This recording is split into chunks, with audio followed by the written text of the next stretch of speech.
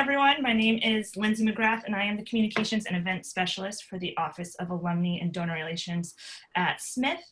I was so thrilled to see the response to today's webinar. We had over 200 people sign up, and I really want to thank you all for taking the time to join us either live today or through our recording. Your participation helps to keep the Smith community really strong. And I am especially grateful for Pam for sharing her talents and expertise with us today and bringing a bit more happiness into our lives right now. Before we get going, I just wanted to go over a few housekeeping notes. Everyone who has joined today is muted to help limit background noise. We do encourage you to ask your questions and comments through the Q&A box and the chat box. We are recording the webinar today so that it will soon be made available on the Smith College YouTube channel. And we would also like to invite you to click on your view options dropdown, select side-by-side mode, and then also select fit to window instead of full screen, and also pop up your chat box. Excuse me. We find that those selections provide the best user experience. So as I introduced Pam, I'd love for everyone to keep going with typing where you're joining us from. And if you feel comfortable sharing with the over 100 participants on here today, please do select to send it to all panelists and attendees so that we can all connect in that chat window. Pam Victor, class of '88, is a professional improviser, happiness coach, author, teacher, and head of happiness, aka founder and president of Happier Valley Comedy, the first and only comedy theater in Western Massachusetts. In service to Happier Valley Comedy's mission to bring more laughter, joy, and ease to the world, Pam teaches and performs improv and facilitates professional and personal development events that use improv training exercises to build foundational work and life skills. Pam is a recipient of the 2019 New England Public Radio Arts and Humanities Award and a TEDx speaker. So Pam is also currently working on her third book, which is about how to build your own 30-day happiness experiment. And we are so happy to have Pam here today. So thank you and welcome, Pam. Thank you. Thank you so much for having me. Thank you for all of you for joining in. Yeah, today we're going to talk about, and I'm actually going to invite you to try out several different resilience and happiness building habits. So if you don't have a pen and paper, you can grab something to write with, because I'd love for you to actually be interactive with this, like really try out each happiness habit. And all of these are things that you can easily integrate into your day in just a couple minutes every day as a self-care tool. Because goodness knows we all could use some self-care into our life these days. And by the way, self-care is not selfish. When we take care of ourselves, we are more able to take care of others. It's just like that old oxygen mask thing that you hear the flight attendants say all the time. So today's presentation is all about putting on your own happiness and resilience building oxygen mask so you can make your own happiness practice. So happiness is actually an action. It's not something that automatically always happens to us, but it's something that we can build and practice every single day. And I'm going to be presenting to you a handful of Happier Valley Comedy's top 20 happiness habits. We're not going to do all 20 today, but I'll do a selection of them. And you can pick one of them if you'd like to do for your own 30-day experiment. Just try to do it every day for the next 30 days as an action. And this happiness experiment is all about being more mindful about where you focus your attention. Like Helen Keller says, when one door of happiness closes, another opens, but we often look so long at the closed door that we do not see the one which has been opened for us. We all have negativity bias. It's part of being a human. And the happiness and resilience building practice is about being more mindful about taking your attention away from where we tend to put it, which is on negativity, and like consciously and mindfully reshifting your attention to something more positive. Because happiness is like, it's science. There are all these different scientifically shown benefits to happiness. It's great it's good. Have people who rate happier have lower heart disease, better immune system. They could have better pain management. There was a study that they did out of the UK of almost 4,000 people and it was over 5 years, they asked people who were middle-aged people to rate their feelings over the course of 5 years, every single day at 4 different times during the day. And they found that people who rated themselves as happier over the course of the 5 years were 35% less likely to have died than their gloomier counterparts. And even people who rated themselves as medium happy were 20% less likely to have died. And the weird thing is they didn't find a correlation between a higher mortality rate for folks who identified as depressed. So it's fascinating that happiness is might be a more important measure of health than the presence of a negative emotion. So happiness is not only self-care, but it's also healthcare. It helps with lifestyle. People who rate themselves as happier tend to eat better, have less physical activity, and sleep better. And people who rate themselves as happier have better stress release and coping strategies. And plus, just happiness feels good. So happiness and resilience building is really beneficial in many more ways than one would expect. So today I'm going to present to you this sort of do-it-yourself happiness experiment. We're going to go through several different happiness and resilience building habits. Each of them is based in science to show that it really does have a scientifically proven benefit for happiness and resilience. And then if you would like, you can pick one of them to do every day for the next 30 days. Now, because I'm talking to Smithies and I feel you, I'm one of you, I know that there is this tendency to be like, you're going to tell me 5 happy habits. I'm going to do all 5 because I want to do all of them better and perfectly. So I'm going to ask you, I know what you're thinking. I know how that feels. And I'm just going to ask you, for the sake of a successful do-it-yourself experiment, just to pick one. If you need to, go ahead and you could pick 2. But I want them to be super easy and accessible to incorporate into your life. So that's why I'm going to ask you just to pick 1 or 2. But let's try on all of them today to see which one fits best. It's kind of like trying on clothes. You got to try to sort of put it on. And then you will practice it, if you'd like, every single day for the next 30 days. Like I said before, like with a Dalai Lama quote, happiness practice is an action. And the more you do it, the stronger that happiness muscle gets. It's like practicing a musical instrument or practicing a sport. You know, it doesn't just magically happen. We can strengthen our happiness muscle through practice. So let's jump in. The first happiness habit is gratitude. Gosh, how could I not start with gratitude? You've probably heard a lot about the correlation between gratitude and happiness. And there have been studies that have shown that gratitude practices promote better optimism, of course, more happiness, more life satisfaction, and surprisingly, fewer visits to the doctor. So, which could be useful these days. So that's a gratitude practice. Now I'm going to talk to you through 2 gratitude habits that you could incorporate into your life. The first one is I call ABC gratitude. And in this one, you would just write down each day something you're grateful for, which starts with the next letter of the alphabet. So today, you could write down something that you're grateful for that starts with the letter A. Tomorrow, you'd write down something that starts with the letter B, and so on and so forth, all the way through. If you get to the end, you can go around and go back again. Now, when it comes to thinking about something you're grateful for, I really want to encourage you 2 things. 1, please don't judge yourself too harshly. There isn't a good gratitude or a bad gratitude. Like, any small thing you are grateful for is a worthwhile thing to write down. It doesn't have to be world peace every single day, right? It can be just tiny little things.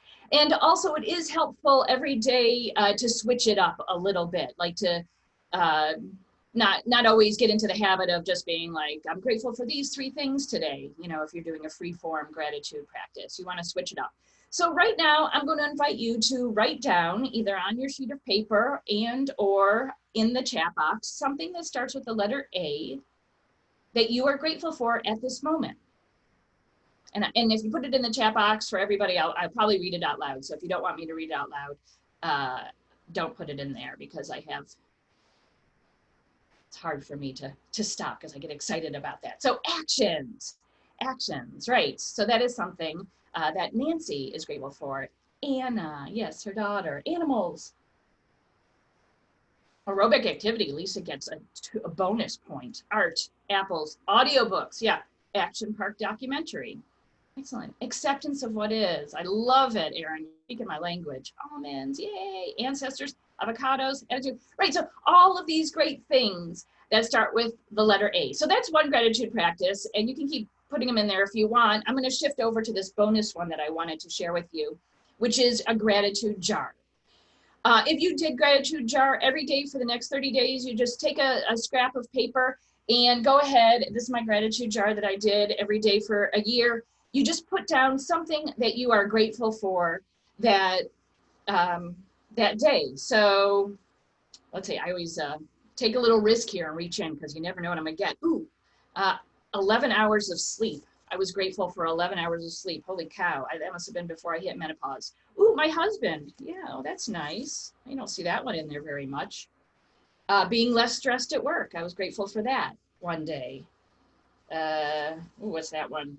Drinks at the San Diego Yacht Club with Amy and Jesse. I was flown out to San Diego to teach improv. That was a fun day. So the cool thing is that I can keep my gratitude jar right on my desk, and when I'm feeling low, I can look back and see some really wonderful memories. And again, the gratitude is helping us to focus on the positive, right? To take some time during the day to focus on the positive. So that is the first happiness habit, gratitude. The next happiness habit I want to talk about is something that I call positivity blueberries. Now, I don't know if you've ever been blueberry picking, but when I go blueberry picking, I look at the blueberry bush, and oftentimes I'm like, there are no blueberries on the bush.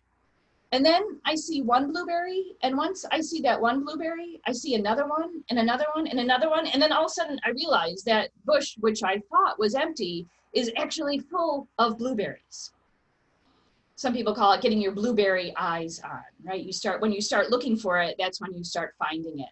Well, I believe that positivity is the same way. If we are looking for the positive in life, we will find examples of positive in life. And because of life being life, how it is on this planet, if you look for negatives, the world is very generous about sharing crappy stuff too. It's going to be there. So positivity blueberries is all about finding the positive in every day. This happiness habit goes like this. At the end of every day, you will jot down 3 positive things that happened to you that day. And if you'd like to get out your sheet of paper right now and go ahead and jot down 3 positive things that happened that day. And I'm going to, in your packet that I'm going to send you, this worksheet will be in there, so you can remember. Now, just like with gratitude practice, you don't have to have a good positivity from that day. It could be anything at all. No one's going to check your work. Nobody's going to grade you. This is just for you.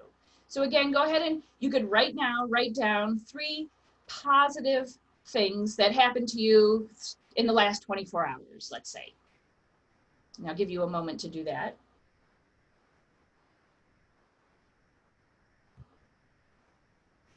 When I did positivity blueberries as a happiness habit every single day, it really helped me to focus on and to realize what was important to me. Because then after I did it for 30 days, I looked back at my list and I noticed that interactions with people came up a lot. And that helped me appreciate that like connections are a really important part of my day. This is how I am. Like that's one of my core values is connection. So that had this great like circular effect in it. So now that when I go into a moment where I know I'm going to have a nice connection with somebody, I know that that might be the best part of my day. So I can invite myself to be a little bit more present for that. and not just like talk my way through it, but just really enjoy that moment and be there. So that was one of the side benefits that Positivity Blueberries had. Pam, So, yeah, sorry to interrupt. We had a question come into the chat that is relatable to this. So Nancy had asked, how is positivity different than gratitude? great question. In some ways, it's not. In some ways, it is. It's sort of about, it's really a bit of internal vocabulary, if you want. I mean, really, gratitude is literally, what am I grateful for today?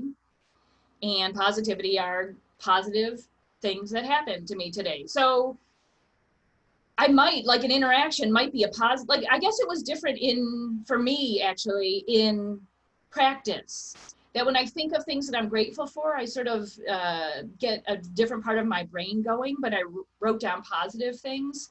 It just sort of made me look at the world a little differently. So I wasn't always grateful for those moments of connection, but when I thought back on it, those moments of connection were the most positive parts of my day.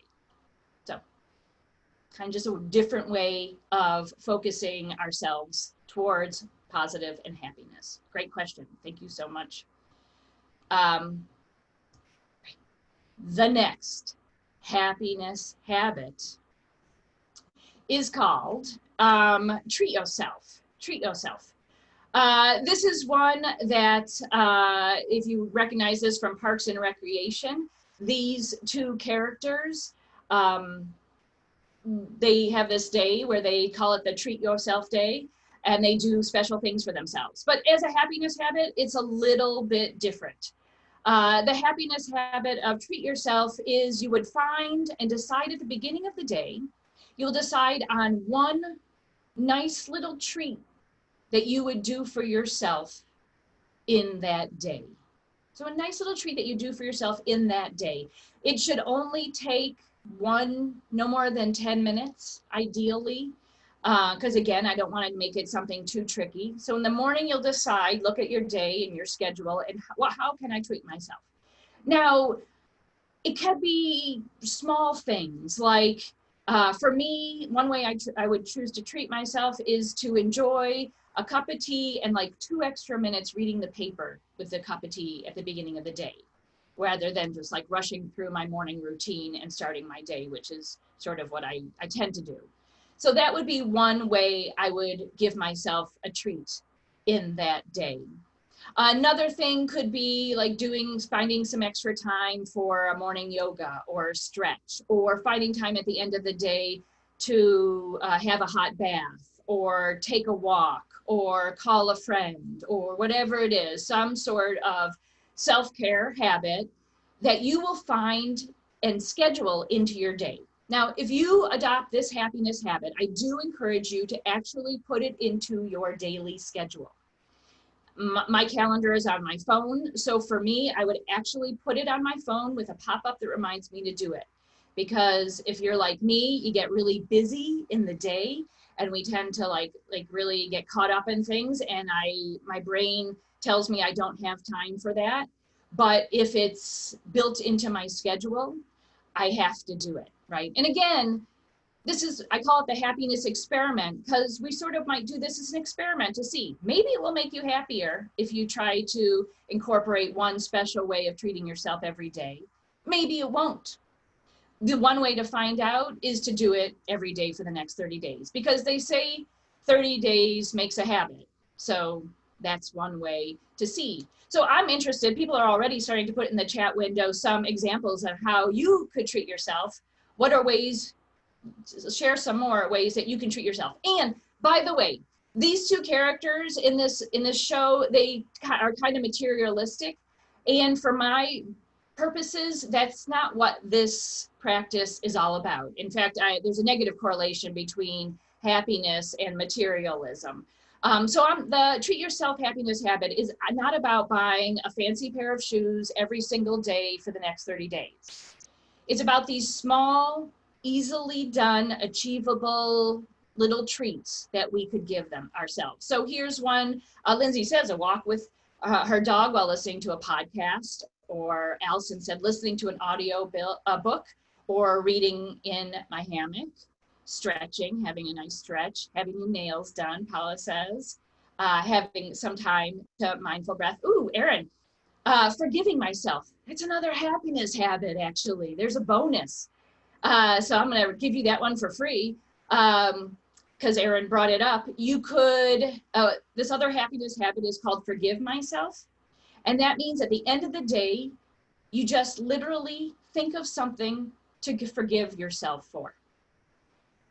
It's that simple.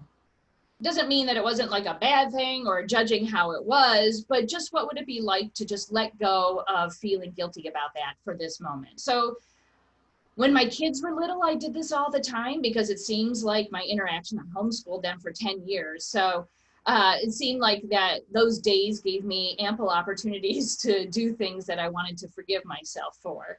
But it could be like forgiving myself for forgetting to, or not having time to clean out the cat litter, or kind of being a little short with my husband, or whatever, like self-judgment. Exactly, exactly. Squeezing in a few chapters of a good novel between activities is another great way to treat yourself. Oh, daily 5-minute dance video. I love it. That's another great way to treat yourself. So if you did treat yourself, you would find a couple minutes a day, 10 minutes a day, if you need 15 minutes a day, that you would schedule in some way to treat yourself in that day, to give yourself something a little bit special. Can't believe we're already on the last one. The last one that I want to share with you today is 6 savoring, soaking breaths. So this happiness habit is all about just being in the world during your day. And when you find something in your day that brings you joy or delight or resonates with you, this happiness habit is about planting your feet and just being with it for 6 breaths. I'm a type A person. Many of you might be too. So I know what it's like to be like, oh, cool, seeing something cool. Great, that's nice. This happiness habit is really about taking a moment to plant your feet and sit with it for 6 breaths, which is about 30 seconds. So what I'm going to ask you right now, let's try this one out. Look around your room or wherever you are and see if you can find something that brings you joy or delight or resonates with you. You could either be looking out the window, anything. And I'm going to pause so you can take 6 breaths to look and savor and soak in that experience.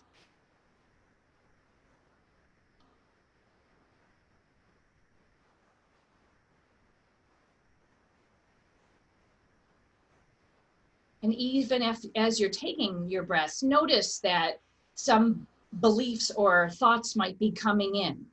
And that's okay. That's what our brains do. It's normal and natural. So this is about like sort of shifting the focus. No, I'm just going to stay with this for one more breath, right? That is the act of mindfulness. It's not being mindful. It's mindfulness. The practice of mindfulness is about being distracted and then coming back to the moment. So Jesse asks, why 6 breaths? I don't know, seemed like a good amount of number. I don't know, it's one reason. Another reason is, I think I got this one, I was listening to a meditation by a teacher who I really enjoy named Tara Brach. And I incorporate some of Tara Brach's stuff in the 30-day happiness experiment. And she talked about, I think she talked about 30 seconds, but I've also read that it takes 17 seconds to realign our brains from like that sort of fight, flight, or freeze response to our more cognitive parts of our brains. So, and that's about 6 breaths. So that's why I do 6 savoring, soaking breaths. Now, if you wanted to deepen this practice, at the end of the day, you could journal just for like 2 minutes what you chose for your 6 savory soaking breaths that day. If you could remember it. Like all of the happiness habits, this one is really helpful to build into your practice. Now, it could be that every day at noon, I stop and look around and find something, or you could do it just going about your day. And when you do see something, stopping and taking 6 savoring, soaking breaths for it. But pop-up reminders are really, really helpful to make you remember to do this one. So these are the happiness habits that I practiced and I introduced to you. And you are going to, right now, if you'd like, choose one of these to practice every day for the next 30 days. So go ahead, and I'm going to invite you, if you'd like to try it out, to actually write down your plan. Write down your plan. Which one are you going to choose? How are you going to do it? And also, how are you going to help yourself remember how to do it? Building in accountability. So whether that's putting it in your calendar for every day for the next 30 days, or printing out a spreadsheet. This is what we do in the actual 30-day program. We have a lot of accountability built in. So there are spreadsheets that you could check off each one. There are lots of great apps, accountability apps you can use, because I love to get a streak going. So I'll just go because I'm stubborn and don't want to break my streak. Whether it's journaling about it. So make a plan. As you noticed, a lot of these are about, like gratitude and positivity, are really about noticing the positive part. I had a therapist who, she described it like when you're in a negative headspace, you're pulling out the negative drawer of your mind's file cabinet. And once you just like start going through that negative drawer, that's all you see in the world. This practice, particularly the gratitude and positivity blueberries, is about opening up the positive file cabinet in your brain and training yourself to go through that. Because as humans, we have this negativity bias, and our practice is to get that muscle stronger to look for the actual positive. So happiness as a practice does take practice. So I do encourage people to do it every day for the next 30 days and see what sticks. Maybe it helps, maybe it doesn't. You could do another one for the next 30 days, or you could incorporate it into your life for a long time. But like the Dalai Lama quote that I shared with you earlier, it is an action. It is a practice. And the more you do it, the easier it gets. Like I said, building it into your schedule, building in some accountability is really, really helpful. And this forgiveness practice that Jesse brought up earlier is also very helpful. So if you forget to do it one day, that's not a good reason to just stop doing it altogether. You just forgive yourself. I didn't get to my 6 savoring soaking breaths today. Okay, I'll just try to do better tomorrow. So these are a little peek at our entire, all our top 20 happiness and resilience habits. I put a little smiley face next to the ones that we talked about today. Some of these take like 1 minute a day, and then some of them take 10 minutes or more a day. And they're sort of like discovering and living your values and purpose. That's a little meatier. So we go through for the 30-day program, and everybody picks 1, 2, or 3 of them, and then it has like accountability built into it, and things like that. It has and connection opportunities are built into the full 30-day program also, because I believe that finding time for connection is really, really, really important. So that is a little peek into some happiness and resilience building habits. If anybody has any questions, I invite you. I'm going to hang out here for as long as you want. You want to ask those questions. I am happy to do my best to answer them. But thank you very much. I hope that there was something in here that's helpful for you today. I know we are all going through this like extremely intense part of our lives right now, and some of us are in a lot of trauma in our lives. And so I'm hoping that building in a little happiness practice could help lighten that and make these times have a little glimmer of positivity in them too. Thank you very, very much. It's been an absolute pleasure. Thank you so much, Pam, and thank you everyone for joining us again. I'm seeing so many lovely comments, and throughout your presentation, I saw a lot of people saying that this webinar was something that that was a positive thing or that they were grateful for. Like someone mentioned that this was the perfect stopping point for work to have a quick moment of connection with Smithies, and I love that. This is wonderful. I see a question from Jesse. Would you want to hear from us about our success stories as we venture into the 30-day challenge? Oh, hell yeah, Jesse. I would love to hear from it. So after 30 days, please email me. You will have my email information in the packet. Let me know how it went. I just completed our first 30-day challenge with the group that I'm running it with. And I was telling Lindsay earlier, I'm not only hearing from people that it helped them, but I had been to talk with a participant's spouse, and their spouse said how much their life is happier because their wife is happier. So yeah, I would love to hear from you. What worked, what didn't work, because I learn a lot from how I can make it better and stronger. So yes, I would love. Yeah. And so will you make the slides available? We have some packets that cover all of the things that are on the slides that I'm going to send out tomorrow. So stay tuned for that. I agree, wonderful tools for children. Erin asked, what about being grateful for struggles? Love it. I love it. Yeah, absolutely. Because, what doesn't kill us makes us stronger. So to find the gratitude in struggles is really great. And that reminds me, I was listening to a meditation, which is one of our happiness habits. I was listening to a meditation by the comedian Russell Brand, which is funny. And he has a gratitude practice. Let's see if I get this right. He is grateful for two things that he has in his life and one thing that was unpleasant that was taken out of his life or that he didn't have to deal with. So yeah, you know what? I'm an improviser, you guys. There are no rules in this, really, except for don't do all 5. But even then, you do you need to do.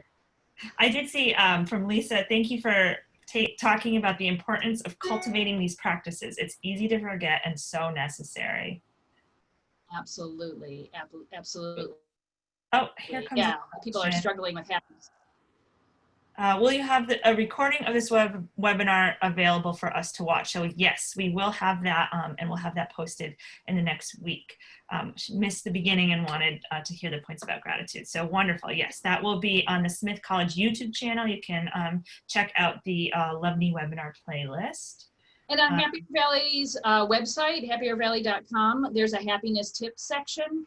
And in the beginning of the pandemic, I was making videos on Instagram all about different happiness habits. So you can click on that to get a short video about that as well.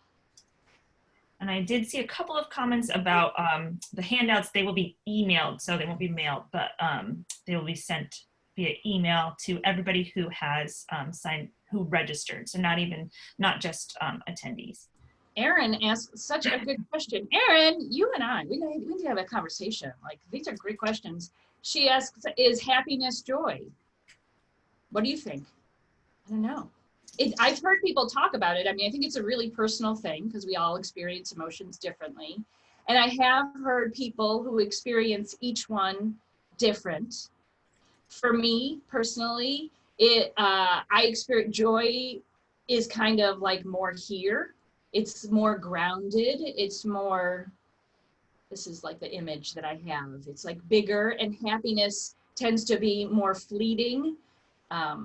So yeah, but I'm so into joy that I have it tattooed on my arm, and that's my daughter's middle name. When she turned 18, she said, "Mom, could we get matching tattoos that say joy?" Which I thought was such a good way to get me to agree to her getting a tattoo. I mean, brilliant. And I see that Lindsay put up there the YouTube channel where the recording is going to be. Great. Yes. Again, if anybody has any more questions, I'll be here. Otherwise, thank you so much. You guys have been amazing. Great questions. I love working with Smithies. Love the story of your joy tattoo. I did too. Oh. I also saw a lot of people commenting on doing the gratitude jar with their families, and I love that. I was thinking the same thing. I have a 3-year-old, and I want to try to really introduce and instill gratitude with her and start that practice. So I was thinking the same thing. Yes, and so I'll give you another freebie from our top 20 from our 30-day program. I call it dinner gratitude. So at the end of the day, you go around the table if you eat with other people, and everybody says something that they are grateful for. And again, like there's no yucking anyone's yum. Like anything you're grateful for is a legit thing to be grateful for. It could be anything at all. I've had a student say, because I start every class with gratitude, and a student's like, I'm grateful for this piece of gum in my mouth, which was one of my favorites. It's just like, it could be anything. So it's a really great practice for kids to get in. And then if your kids are like mine, they're going to grumble about it in the beginning. And then about 20 days later, or the day you forget, they'll be like, I don't want to do it, but what about that gratitude habit? I was thinking of in the beginning the ABCs. The first thing that popped into my head was apples. Apple season's, here, and I loved seeing so many people say that too. Absolutely, absolutely. I'm not seeing any more questions come in. So if anybody has something to ask, you can type in the chat or the Q&A. But I really want to thank you, Pam, and thank you for staying on a few minutes extra, and everyone again for being here today. And we are grateful for you and for this community. And it was wonderful to see all the comments come in. So thank you for sharing and giving us some happiness today. My pleasure. That's my job. I'm the head of happiness. So I got to live my values today. Thank you. Perfect title. Maces, I'm grateful to be part of the Smith community, and I love that. So I hope everybody has a wonderful day, and that you incorporate these into your day for the next 30 days and beyond that. And we look forward to seeing you again soon. So yeah, next time you're back in the Valley, folks, come visit us at Happier Valley Comedy when this is all over. Yes. All right. Wonderful. Have a wonderful day, everyone. Bye.